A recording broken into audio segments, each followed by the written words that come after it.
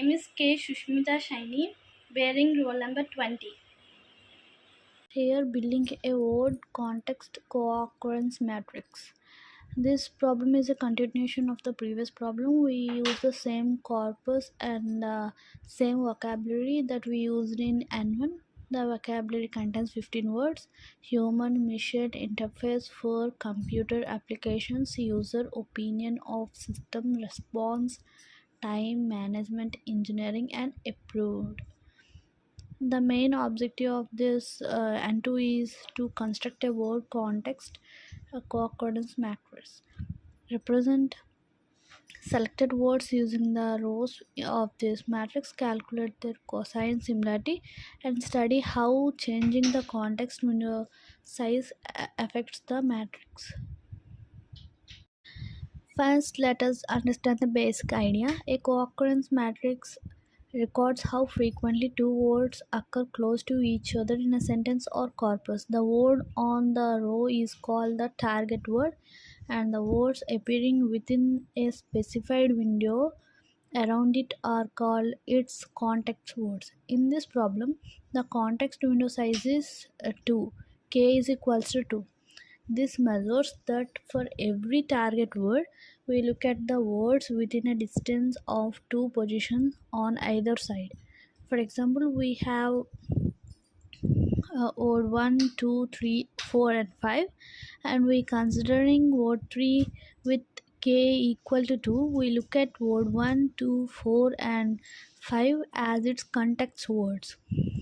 The window does not cross sentence boundaries.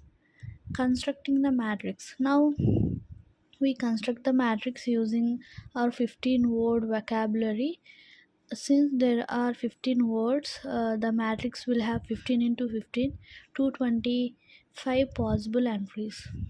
The rows represent the target words and the columns represent the context words.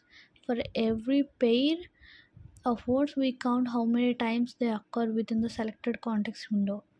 Vector representation of words. Once the co-occurrence matrix is constructed, we can represent a word using its corresponding row vector, system, user, and time. And next we have to calculate cosine similarity. And next we calculate the cosine similarity between the word vectors. Here A and B are the two word vectors. The dot product tells us how much the two vectors overlap. We study that what happens when we change the context window size. First, consider k is equals to 1. So the matrix is relatively sparse. Increasing the window size, k is equals to 2. So the density becomes 29.33% approximately. And again, increasing the word k is equals to 4. So we clearly observe that k value increasing and the density percentage is also increasing. Effect of the stop word for. Finally, the PDF explains the effect of stop word for. The word for occurs frequently in the corpus, therefore has a high row in the co-occurrence matrix. This can affect similarity calculations. One solution is to remove very frequent stop words such as for. When we remove for, the vocabulary size decreases from 15